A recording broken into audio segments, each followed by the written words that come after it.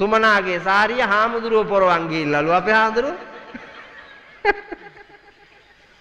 බොරු නෙමෙයි. පාන්දර වෙනකොට එළිය වැටිලාලු බලනකොට. හදිසියට අහුවෙච්ච එක පොරව ගත්තලු ගියාලු. හිතේ දෙගිඩියාවෙන් දැන් හිතේ දෙගිඩියාවෙන් බෝමලු අතු ගන්නවලු පුතා. හිතේ දෙගිඩියාවෙන් බෝමලු අතුක ගා ඉන්නවා. උපාසකම්මා කෙනෙක් දානි ගෙනවලු. දානි ගෙනල්ලා එවුන්දා දානශාලාවෙන් තියලා ඇවිල්ලා හාමුදුරුවෝ දිහා මෙහෙම බලන්න හිටියලු නිකටට අත තියාගෙන. මොකවත් කමන්නේ නැහැ කියලා වැන්දලු. වැන්දලා ඉවරලා අපේ හාමුදුරුවනේ අද නිල් පාට එකක්. හැබැයි පුතා මොන වල් වැඩේ කෙරුවත් ප්‍රඥාව කියන එක. වල් වැඩේ කෙරුවත් අවස්ථානෝචිත ප්‍රඥාව. අඹගලහවරු දැන් අය වායේ ගා ගන්නෑ. හාමුදුරුවෝ බැලුවාම ඇත්තටම නිල්. අරකිගේ සාරිය. මට වැරදිලා සාරිය දාගෙන ආවා කියන්නේයි. උපාසකම්මා ඉගෙන ගන්න බොහොමද මේක තමා නීල පට දර්ශනය.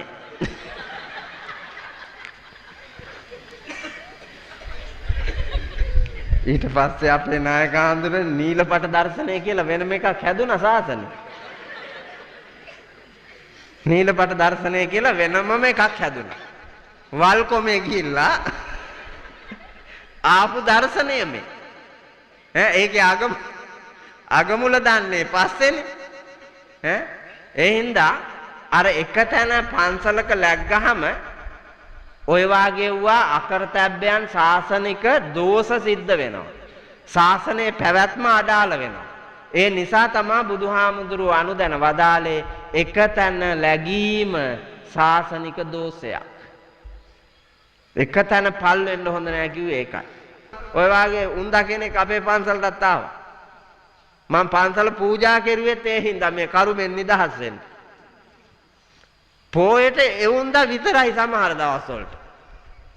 දානෙ ගියෙන්නෙත් එවුන්දාම පන්සලට. අර බෑනට දෙන්නෙත් නැහැ, දුවට දෙන්නෙත් නැහැ, මුණුපුරන්ට දෙන්නෙත් නැහැ. අරුන් ආවත් එවුන්දත් එනවා. හරි හිතුවක්කාරයි. ඉස්සර වෙලා එවුන්දව ගෙනල්ලා තියලා ආපහු ගිහිල්ලා දානෙ ගේන්නේ. ඒකොල්ල දානයක දැන් බුද්ධ පූජාව ඇරියාම එවුන්ද අතටම දෙන්න ඕන. අරන් යන්නත් බෑ. එවුන්දටම දෙන්න ඕන. දීලා මං කල් තියා යනවා. මං කොල්ලන්ට කියනවා ගන්න. එහෙම නෑ තොපි. අරන් ආපුදකෝ. ඒකොල්ල පඩිපෙළ ගාවට එනකන් එනවා දැන්. පඩිපෙළ ගාවට ආවම දැන් වාරු අල්ලගෙන අර දඬු වැටේ මෙවුන්දා එන්න ඕන. බුද්ධ පූජාව අරන් දඬු වැට අල්ලන්න බෑ. වේවුල. ඒකොල්ලා බුද්ධ පූජාව අරගෙන එවුන්දවත් අල්ලාගෙන විහාරේ ගාවට ගෙනහිල්ලා මල් ආසනේ ගාවින් එවුන්දා අතට දෙන්න ඕන. ඊට පස්සේ ආසනෙන් පූජාව තියලා මෙවුන්දා වඳිනවා. වැඳලා මට ඉඳ ගන්න නම් බෑ. අපේ හාඳුරු චුට්ටක් අල්ලන්න. ඊට පස්සේ මං එකාණ්ඩකින් එල්ලාගෙන එවුන්දව මල් ආසනෙන් අනික් අතින් අල්ලාගෙන කේන්දිරි ගාලා දන ගහලා ඔට්ටු වෙලා පුතා වහු පැටියෙක් හම්බුණාට පස්සේ නැගිටින්නේ යම්සේද ලොක්කියේ වාගේ. බලම් බැරි වයසේ ඉඳපන්. හයිය තියෙන වයසේ පූජා කරන්න තියෙන ඒවා පූජා කරලා වඩන්න තියෙන භාවනා වඩලා රකින්න තියෙන සිල් රැකගෙන දෙන්න තියෙන දන් දීගෙන කරන්න තියෙන වැඩ නිමා කරගෙන නාකි වයසේ කරපු ආදිහා චිත්‍රපටියක් වාගේ බල බලා සාදුකාර පවත්තන්න ඉන්න එපැයි. දරුවන්ට වදයක් වෙන්න හතර හන්දි කොර වුණාට පස්සෙත් මෙවුන්ට කරදරයක් වෙන්න හිටියාම එපා වෙනවනේ. එපා වෙනවා. එහෙනම් ඕන වයසේ සිල් පුරන්න ඕන. නැත්තම් වැඩන්නේ. අනුන්ගේ සැපතට ඊර්ෂ්‍යා කරන්න හොඳ නැහැ. මන් දවසක් පන්ති ඇරිලා යනවා. කෙහෙල් පන්රල් කපා උපාසක අම්මා කෙනෙක් වත්තේ ඉඳලා ඔවුන් දමේම රෙදි පොටත් පැත්තකින් උස්සලා ගහගෙන හිටිය අඩකුඹු කරලා. අඩකුඹු කරලා ගහගෙන හිටියේ මං ඈතින් එනවා දැකලා ඉවරලා මෙවුන්දා වප්පිය තරම් දුවගෙන ආවා. අර රෙදි පොට කඩලා දැම්මා. වප්පිය මිදුලට විසික්කා. විසික්කලා මම දැක්කා මෙවුන්දා දැන් වඳින්න මේ චීත්තෙම අත් දෙක පිය ගන්නවා පිරිසිදු කර ගන්නවා. ඒගොල්ලෝ ආවා පාරට. මාත් දැන් මෙහෙම ආයිනේ යනවා. ඒගොල්ලෝ මෙවුන්දා ඉන්නට අත් දෙක තියලා තුස්නීම් භාවයෙන් මන් දිහා බැලුවා. අප්පච්චියේ මේ පහමිනියග මහා මුදුරුවනේ මං හිටියේ අපේ නායක හාමුදුරුව වඩිනවා කියලා. මේ ගෑණි ආපහු ඇල්ලා ගියා කියන්නකො වැන්දේ නෑනේ.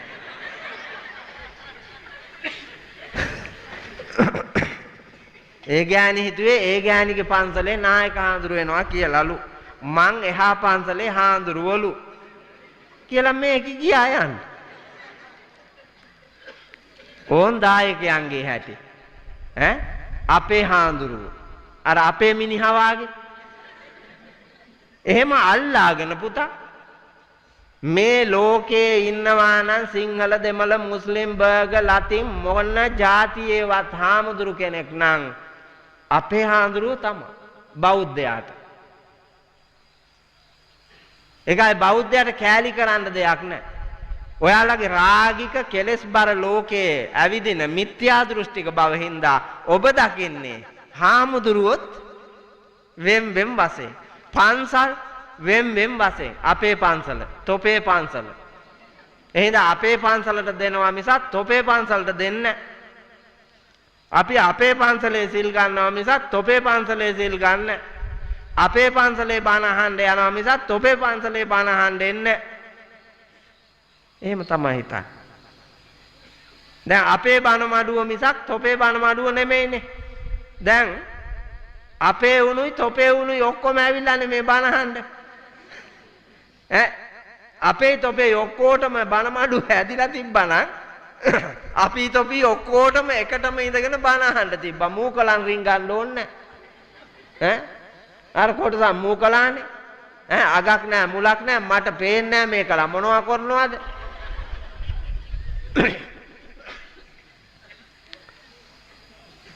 එහෙම මතභේද නැතුව තිබුණා නම් හරි වටිනවා. මං හැමදාම රෑ යනකොට 1-2 වෙනවනේ. මං 5ට නැගිටිනවා. හැමදාම 5ට අවදි වෙලා මගේ තියෙන වැඩ කොටස් ඔක්කොම දවල් 12 වෙනකොට ඉවර කරන්න ඕන. ඇයි බණට යන්න එපා හවස් වරුවේ. ඒ නිසා මං 12 වෙනකොට සියල්ලම ඉවර කරනවා.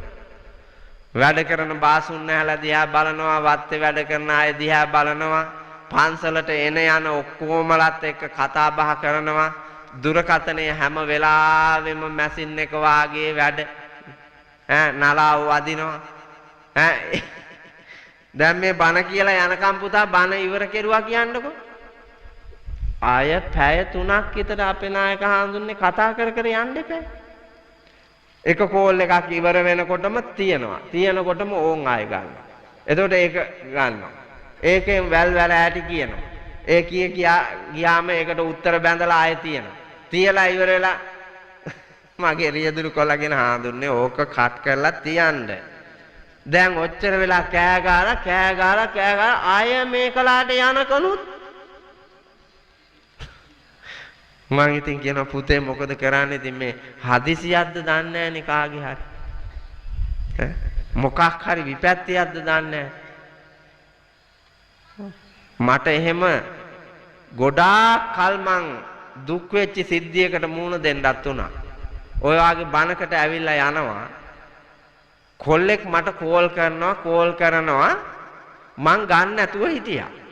හේතුව මං අවවාද කරලා අන්තිම දවසේ කිව්වා මං අය එක වචනයක්වත් උඹ වෙනුවෙන් වියදම් කරන්නේ නැහැ පුතා. මේ අන්තිම දවසේ පුළුවන් නම් උඹ ඔය යන වැරදි ගමන නවත්තපන්. වැරදුනොත් අය හදන්න බෑ කියලා මං කිව්වා. ඒකල ගත්තට මං ෆෝන් එක ඉස්සුවේ නැහැ. ඊට පස්සේ ෆෝන් එක ආයෙ ගන්න නැතුව නතර වුණා. 10 12 වතාවක් ගත්තා නතර වුණා. පැයකින් විතර ආපහු කෝල් එකක් ආවා. කොල්ලගේ අයියාගෙන් ආවා. මං ඒ ගමන ගත්තා. ස්වාමීන් වහන්සේ මල්ලි වස බීලා හොඳටම අමාරුයි කියලා කිව්වා. මේක වහ බොණ්ඩ ඉස්සෙල්ලා තමයි ගත්තේ මට. ඒ වෙලාවෙන් මම ෆෝන් එක ගත්තා නම් මේක මැරෙන්නේ නැහැ කියලා මගේ හිත කියනවා. මම මැරෙන්න දෙන්නේ නැහැ.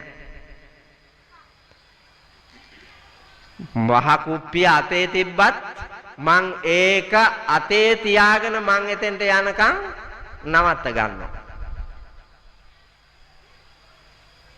මට එදා ඒක වැරදුනා කියලා මං ගොඩාක් දුක් වුණා. ඒ හින්දා බොහෝ විට මගේ ඇහෙන මානේ ෆෝන් එක තියෙයි නම් මං එන හැම කෝල් එකක්ම අරන් බලනවා. මහන්සි තමයි. නමුත් පුතා වැඩ කළ හැකි කාලය සීමිත නිසා ඒ වැඩ ටික කරන්න ඕන ලෝකයේ වෙනුවෙන්. ඒ හින්දා සම්මා දිට්ඨියෙන් ප්‍රීතියෙන් ලෝකය දකින්න